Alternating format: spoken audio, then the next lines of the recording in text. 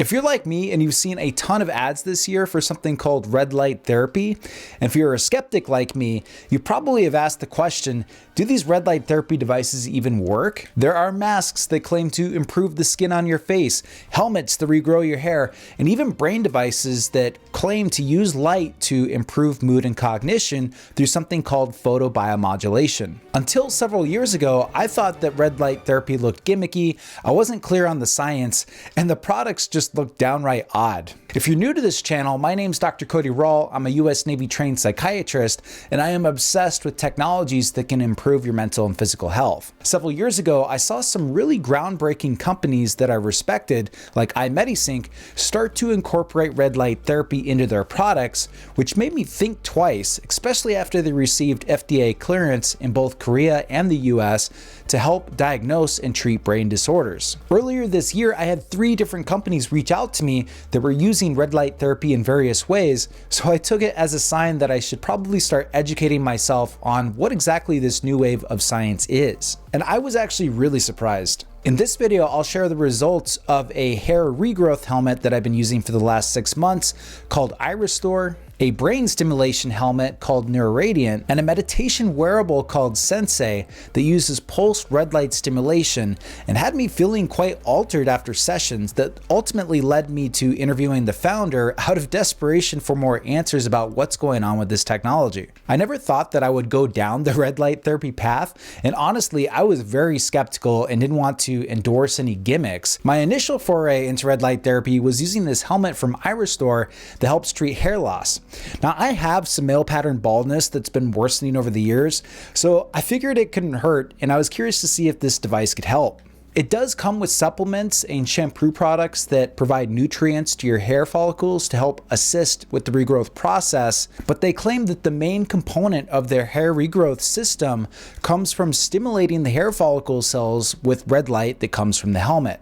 Pretty much all of these red light therapy products use red and near-infrared red light frequencies to stimulate the mitochondria of your cells to increase their metabolism in a process called photobiomodulation. The science shows that this can increase skin cell turnover for improving wrinkles and scars, stimulate hair follicles to put out even more hair, and potentially even improve the function of the neurons of your brain if stimulated correctly. But there are significant differences in the type of light emitters like LEDs versus lasers, intensity of the red light, and pulsing frequencies that can make a big difference on how effective these red light products actually are. Based on my research and personal experience, not all red light therapy products are created equal. The iRestore helmet is a product that I actually think has gone through great lengths to put in both high quality LEDs and lasers into their treatment system that can reliably stimulate the hair follicle cells.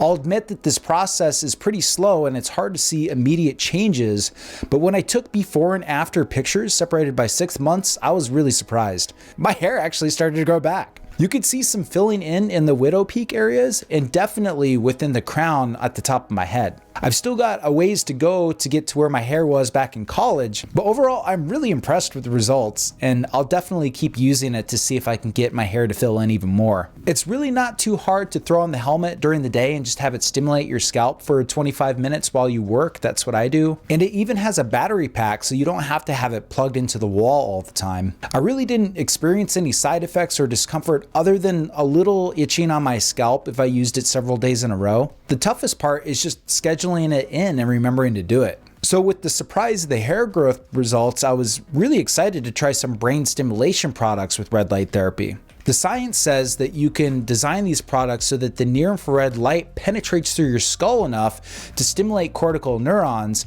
and could be a potential treatment for various mental health disorders to include traumatic brain injury. I started with the Neuroradiant from Neuronic, which costs several $1,000s. Off the bat, the hardware looked really impressive and they had several default settings that I could try. I was especially interested in the Energize setting and wanted to use it to energize my workday.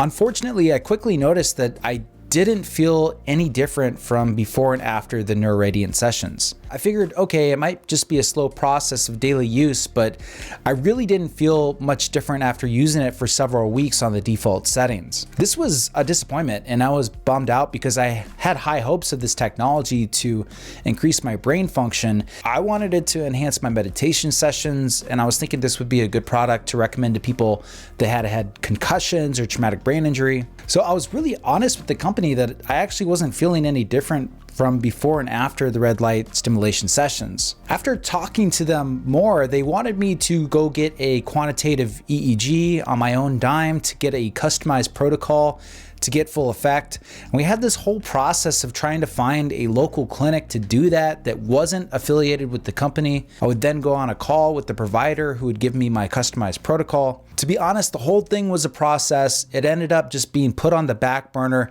and it left me feeling discouraged and felt like I just wasted 6 months of effort looking into red light therapy products for the brain. So that got put on the back burner for a bit, and I started using the Sensei instead, which also had red light stimulation technology. It wasn't nearly as expensive as the NeuroRadiant. A lot of my viewers were asking about Sensei, and they had advisors from Singularity University and 40 Years Zen, so I was really curious to try out their tech. So I started using this device, and I noticed on certain settings like the Calm Boost, I was experiencing a noticeable difference in my state. What's nice about the Sensei is that they have EEG built into the system that can take measurements right before the sessions to modify the frequency of the photobiomodulation specifically for that session. Towards the end of certain sessions, I felt giddy and euphoric. But this device does have a lot going on with the neurofeedback and the soundscapes going on during the stimulation. So I did a call with Paola, the CEO,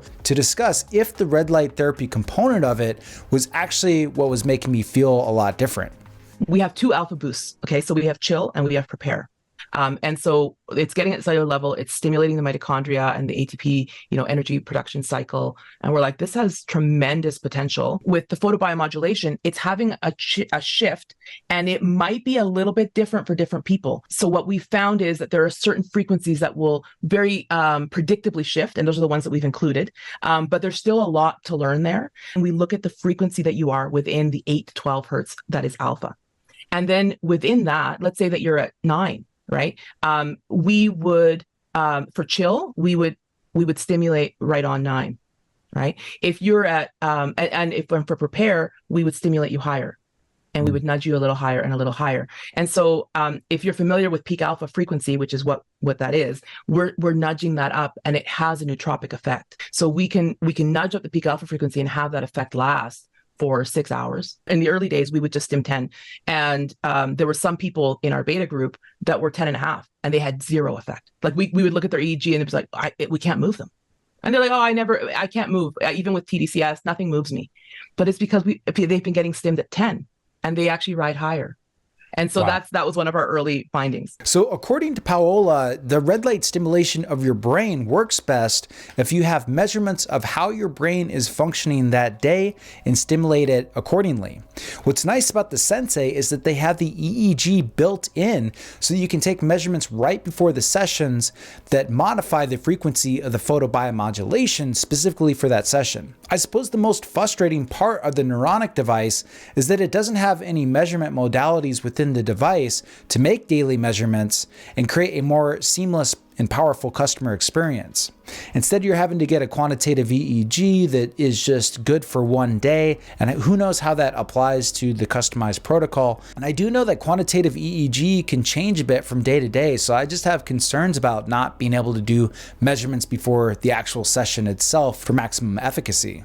Despite these ups and downs of red light therapy, I am becoming a true believer in red light therapies for skin rejuvenation, hair loss, and even cognitive effects if applied correctly.